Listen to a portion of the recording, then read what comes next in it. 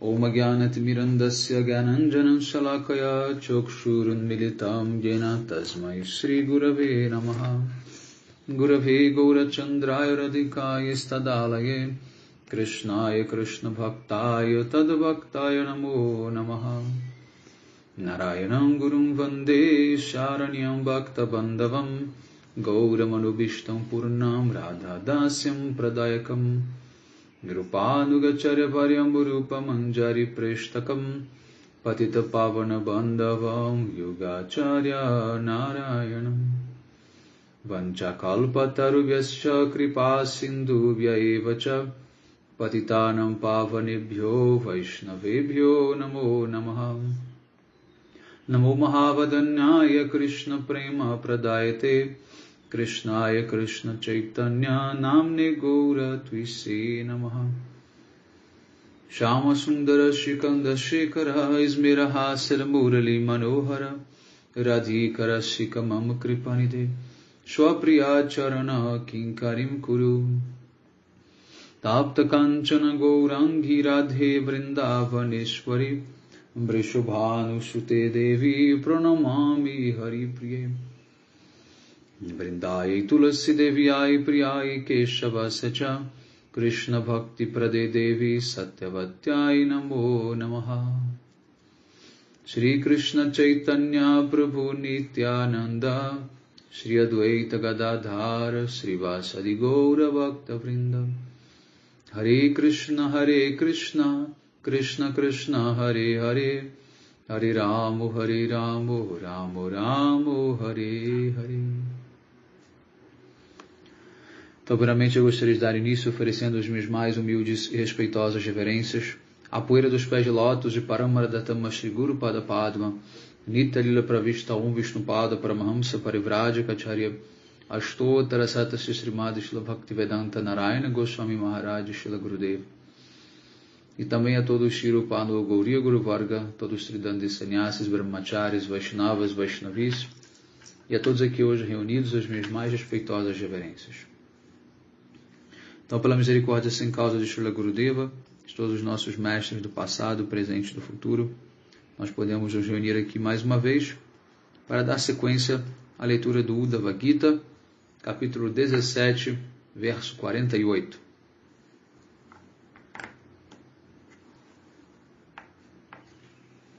Existem muitas pessoas que falham em conquistar esse inimigo chamado mente, cujas demandas são intoleráveis e que tormentam o nosso coração. Como resultado, muitas pessoas são completamente perturbadas e criam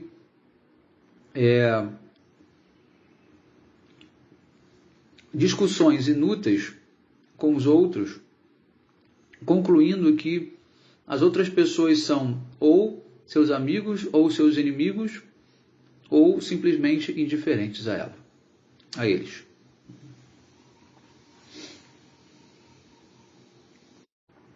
49. As pessoas que identificam o corpo material, que é um produto da mente,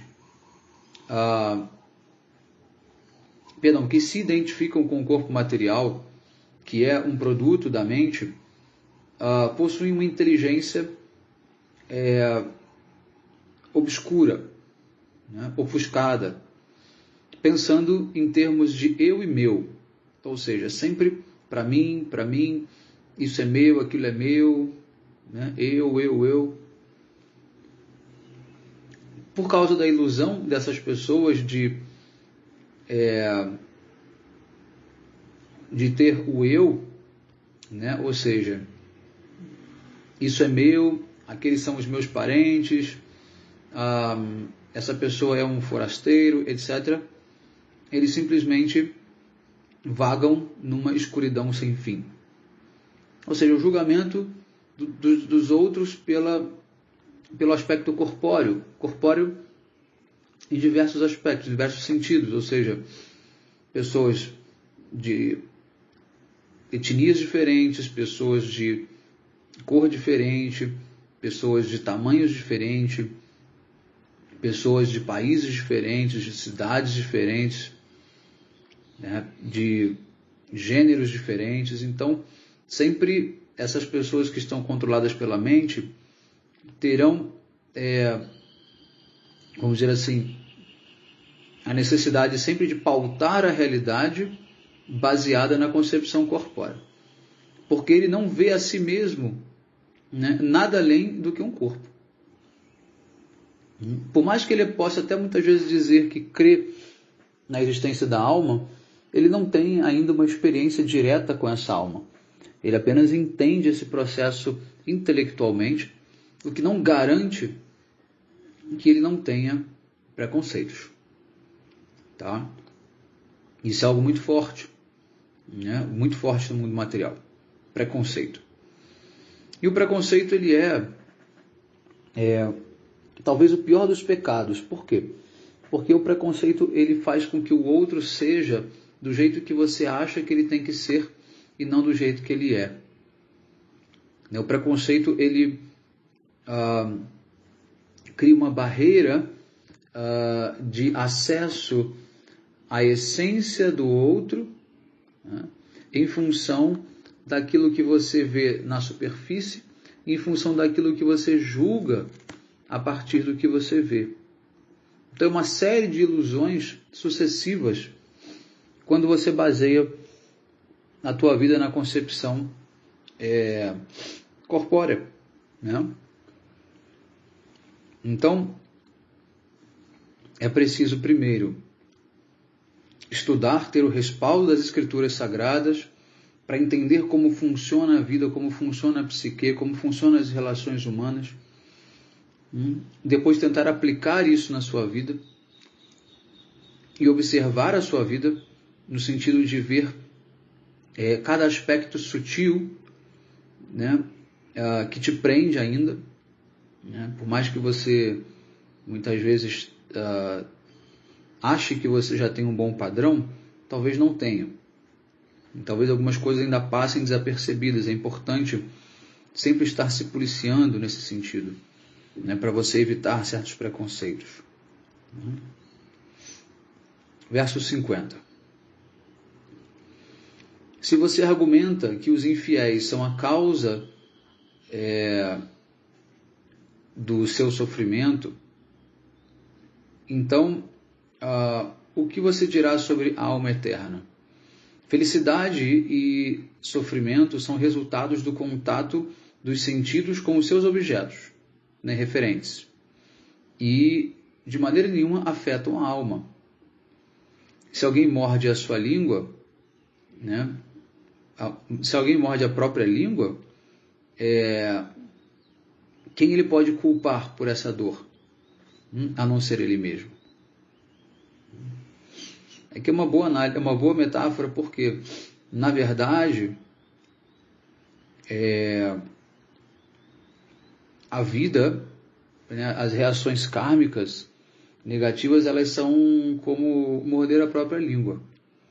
Na verdade, nós estamos sempre mordendo a própria língua, no sentido de que tudo que nos vem e nos chega através de outros agentes da realidade foram, na verdade, causados por nós mesmos, que é o nosso karma. Mas a nossa tendência é culpar o outro. No mundo material, você pode encontrar culpados, né, externos.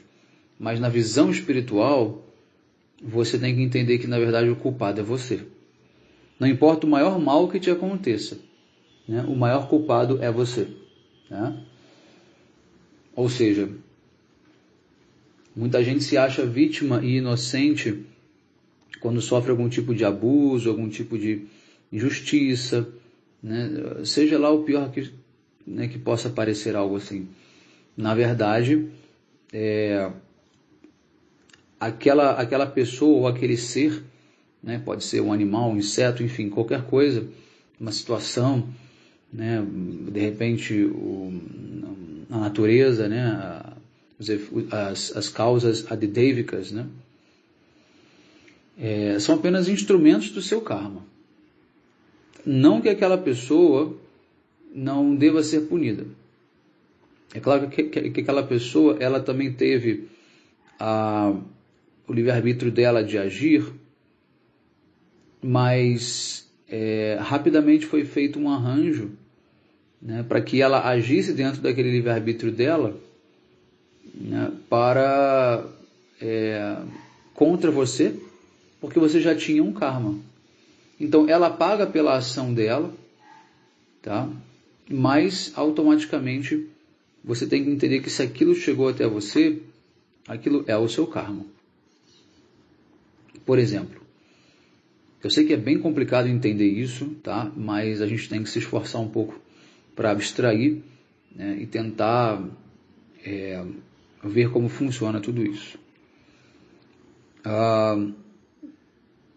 Tem um passatempo muito famoso no Srimad Bhagavatam, que é de uma cobra que pica um menino, tá? E aí o menino morre por aquela picada, e um caçador que está passando por ali pega aquela cobra, né, e pega o menino e leva até a casa dele. Chegando lá, a mãe fica desesperada, começa a chorar pelo menino. E o caçador diz para a mãe: olha, a cobra que picou ele está aqui, e o que eu faço com ela? Eu posso matá-la agora mesmo. Aí a cobra vira e diz assim: mas por que você vai me matar? Eu não sou o culpado pela morte dele. Eu fiz apenas o que a providência me impeliu de fazer. Mas ele tinha um karma de morrer picado por cobra. Eu simplesmente cumpri com o karma dele. E por outro lado, a mãe disse: matar a cobra vai trazer o meu filho de volta? Então que diferença faz se vai matar ou se não vai matar essa cobra? Se eu matar essa cobra, eu vou estar gerando um karma para mim de ter matado uma cobra? Então a coisa vai ficar pior ainda. Então vejam só como que funciona essa coisa, né? Essa rede, essa teia do karma. Tá? Ela é muito bem organizada, através, obviamente, da inteligência transcendental de Paramatma, de Deus, de Krishna, né? De Vishnu. E então, assim, a cobra tem uma certa culpa? Tem. Mas, pela visão materialista, a cobra deveria ser punida com morte. Mas pela visão espiritual, você tem essas duas razões para não matar a cobra. A primeira você vai gerar mais um karma para você. Então, se você mata aquela cobra, na próxima vida, aquela cobra vai poder te matar. Ou qualquer outra cobra vai te matar.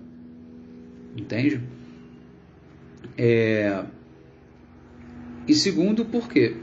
Porque você não traz de volta a pessoa que morreu, né, pela picada de cobra.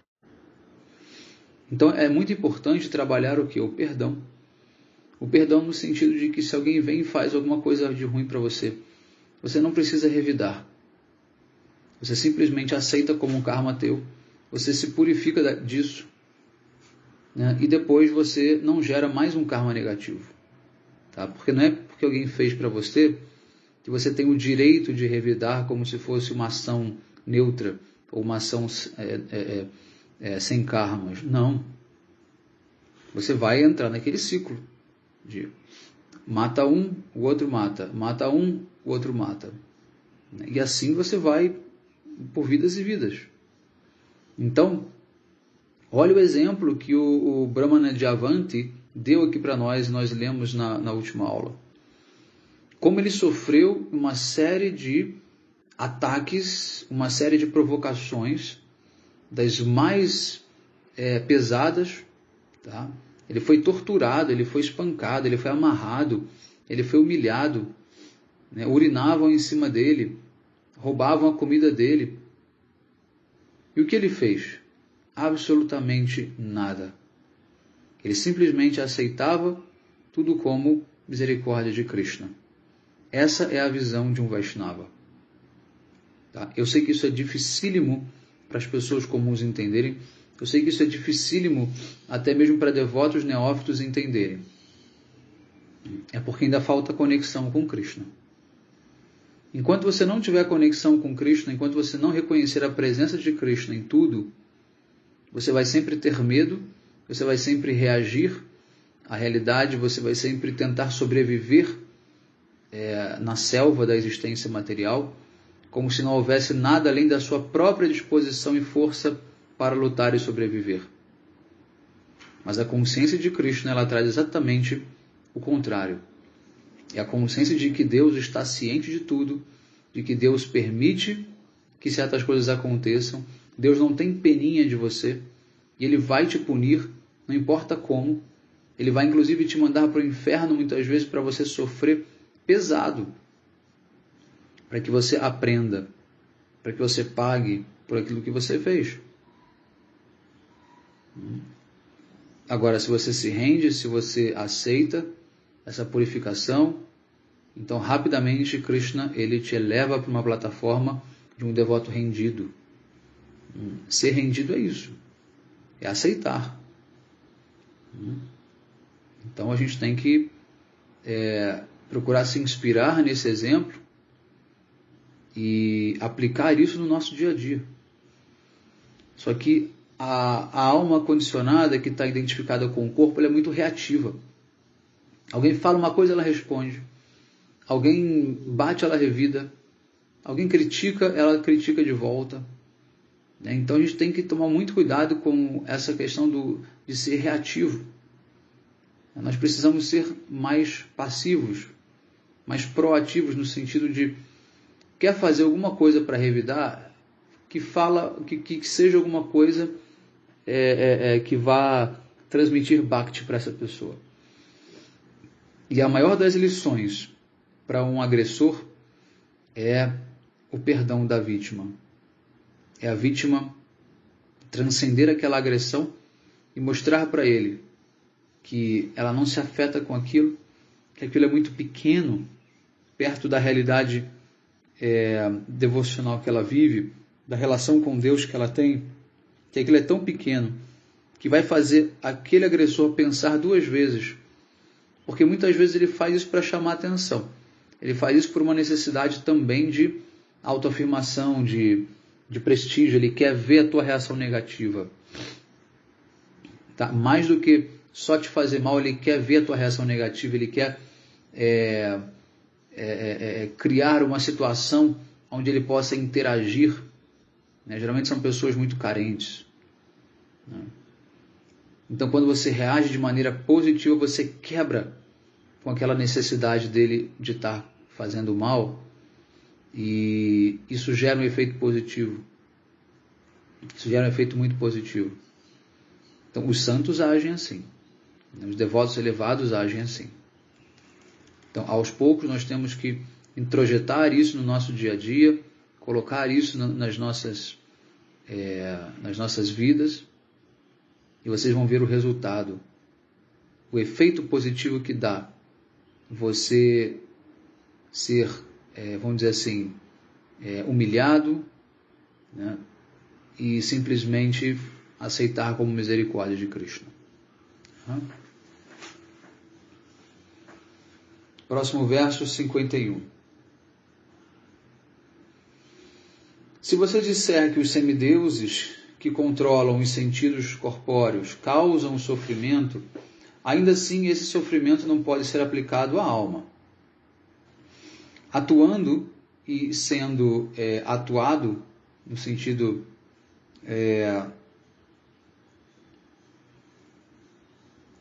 através das interações, né, dos sentidos, agir e receber ações são meramente interações dos sentidos e de suas deidades controladoras. Todos os nossos sentidos são controlados por deidades. No caso, nossos 11 sentidos são controlados pelos Rudras, são expansões de Shiva. Tá? Então, eles controlam os nossos sentidos, eles agitam os nossos sentidos. Na medida em que a gente ainda não tem um controle maior dos sentidos, nosso estado ainda não é de pureza, de sattva-guna, então esses semideuses eles controlam os nossos sentidos. Tá? Então, quando uma parte do corpo, por exemplo, é atacada por outra parte, a quem você pode, né,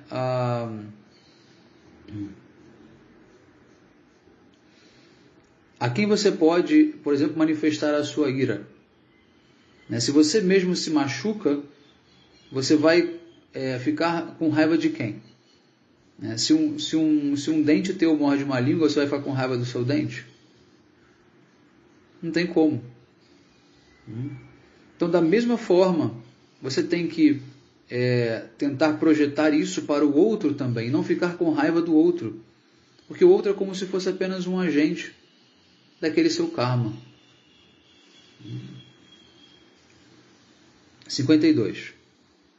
Se a alma é considerada a causa da felicidade ou do sofrimento, então não há razão para ficarmos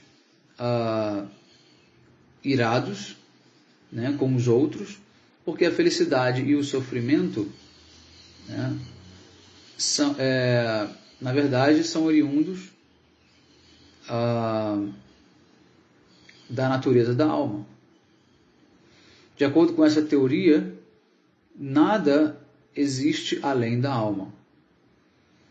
Se alguém percebe algo que esteja além da alma, isso deve ser considerado uma ilusão. Portanto, o que então poderia ser a causa de ter raiva dos outros? Aqui no comentário está Prabhupada diz: um corpo morto não sente qualquer prazer ou dor. Então deve-se concluir de que a nossa felicidade, o nosso sofrimento são devido à nossa consciência, né, que é a natureza da alma. Não é, no entanto, né, a função original da alma desfrutar da felicidade e do sofrimento material. Estes são produzidos por uma concepção ignorante da identificação corpórea, que é o quê? Uma ação do falso ego. Nosso envolvimento com a gratificação dos sentidos atrai a nossa consciência para o corpo material, né, onde ela experimenta dores e prazeres corpóreos inevitáveis.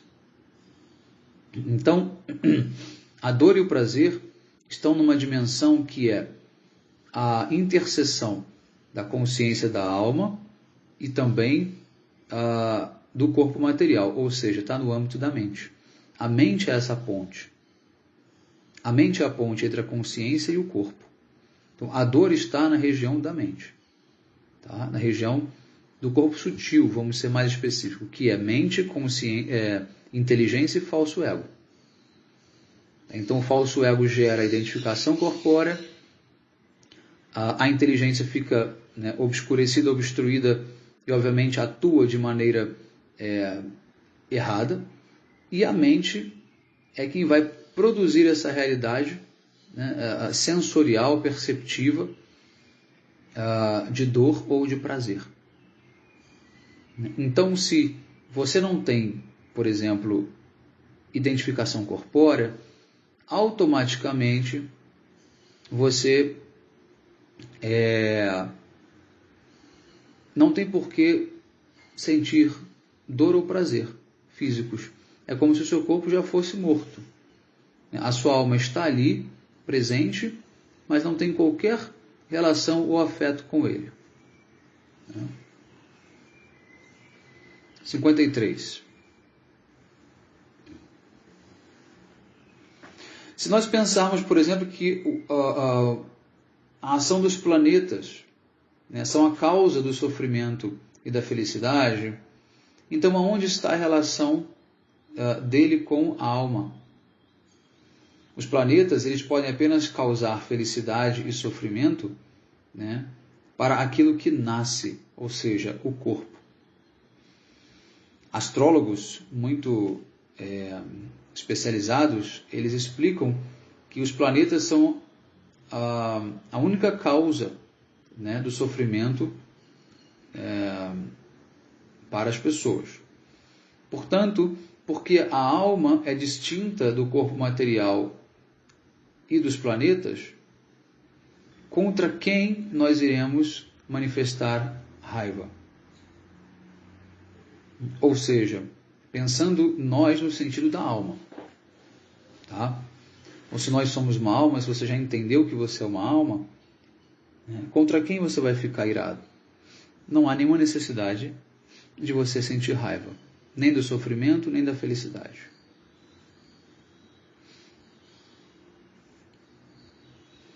(54) Se nós assumirmos que o karma é a causa da felicidade e do sofrimento, ainda assim não consideramos, né, a presença da alma.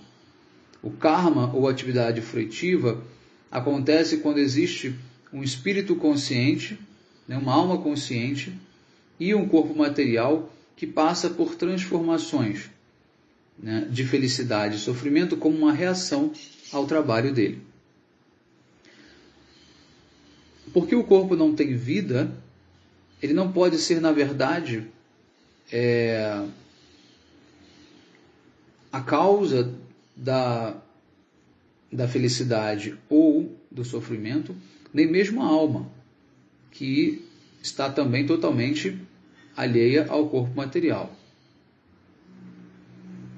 Porque o karma não tem nenhuma ligação nem com o corpo nem com a alma, então por quem nós iremos então sentir raiva?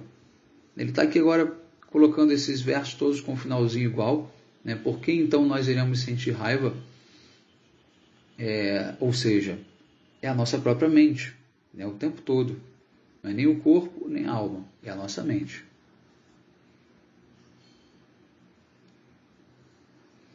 As transformações corpóreas que nós sentimos no sentido de prazer e dor, vêm da mente, tá? Não vem do corpo em si. 55.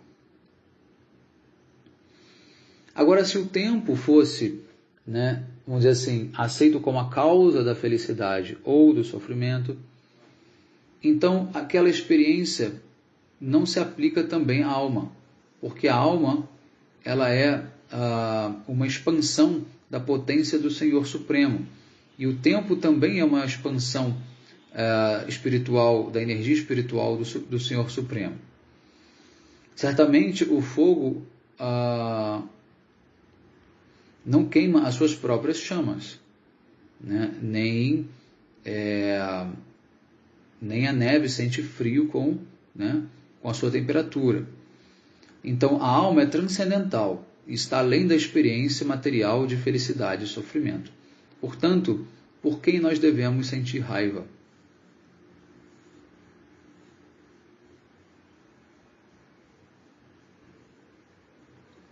(56) O falso ego que manifesta a criação material visível está sujeito à felicidade e ao sofrimento. A alma, no entanto, que é transcendental à matéria, jamais pode ser afetada, né, por felicidade material ou por sofrimento, né, em qualquer local, sob quaisquer circunstâncias, ou por qualquer agente externo. Quando você compreende isso, você não terá mais medo de qualquer condição material. Então, toda a questão do medo, da ira, de qualquer sentimento negativo, está em função da identificação corpórea. Se você já não tem apegos corpóreos, se para você a morte ou a vida já não faz mais diferença porque a alma é eterna, o sofrimento e o prazer, a felicidade já não fazem mais diferenças porque a alma está separada disso. Simplesmente não há nada que você possa temer. Correto?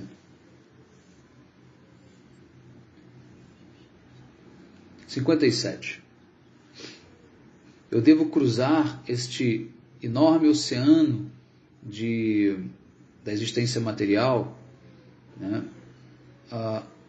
estando firmemente fixo no serviço aos pés de lótus de Krishna. Isso foi aprovado pelos nossos mestres predecessores. que estavam fixos e firmes em devoção pelo Senhor, por Paramatma e pela Suprema Personalidade de Deus.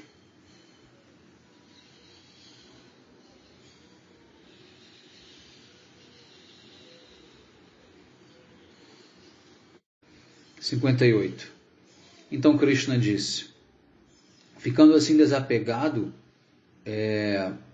da perda de riqueza, o Brahmana então abandonou o seu desânimo. Ele deixou a sua casa, recebeu o sannyas e assim começou a viajar pelo mundo. Mesmo quando insultado por tolos incivilizados, ele permaneceu fixo no seu dever e cantou a sua canção, ou seja, fez o seu louvor ao Senhor Supremo. 59.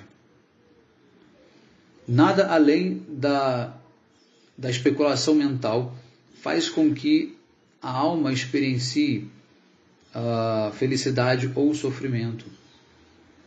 A sua percepção de amigos, de pessoas neutras ou de inimigos, assim como da vida material que é construída em torno de uma percepção, são simplesmente criados por ignorância.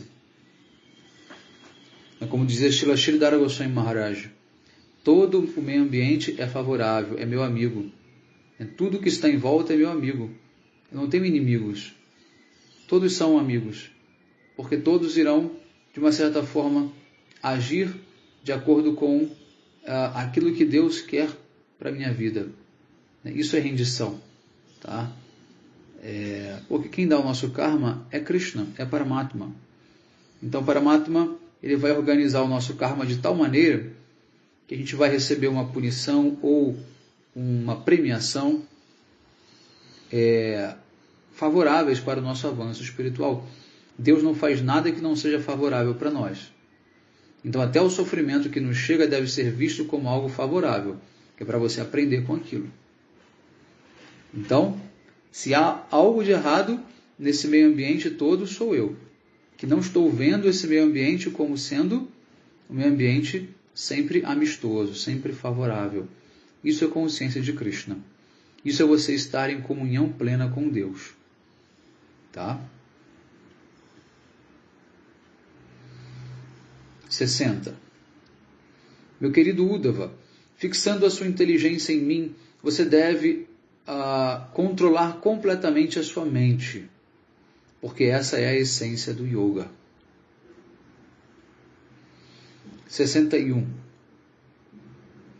Qualquer pessoa que, com atenção indesviável, ouve e canta a canção do Brahmana de Avanti, que contém um conhecimento autorizado sobre a verdade absoluta, irá rapidamente transcender as dualidades da felicidade e do sofrimento materiais. Então aqui Krishna dá uma bênção para quem cantar essa canção do Brahmana de Avanti, rapidamente irá romper com essa dualidade de sofrimento e felicidades materiais. Então aqui termina o capítulo 17. Na próxima aula iremos dar sequência então ao capítulo 18, que é a filosofia Sankhya. Ok? Bom dia a todos. Hare Krishna. Panchakalpatarubhyascha kripa sindhubhyaiva cha patitanam pavanebhyo vaishnavebhyo namo namaha.